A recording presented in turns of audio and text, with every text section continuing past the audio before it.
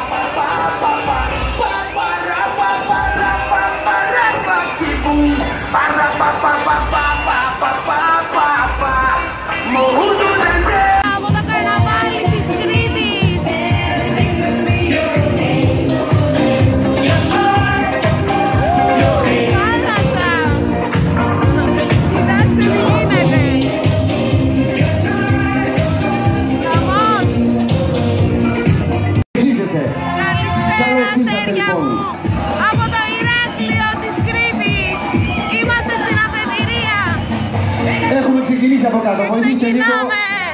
Πάμε λίγο άκρη για να βλέπουμε όλοι καλύτερα. Είμαι Βασίλισσα στο καρναβάλι στο Ηράκλειο.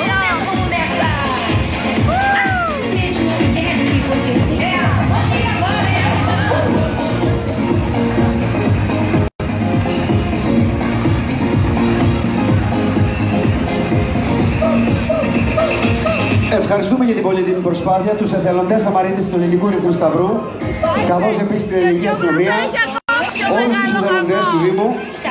Είμαστε στην αρχή. Απλά μετά θα χορεύω.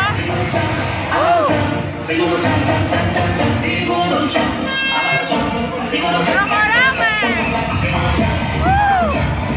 Μεγάλο καρναβάλι.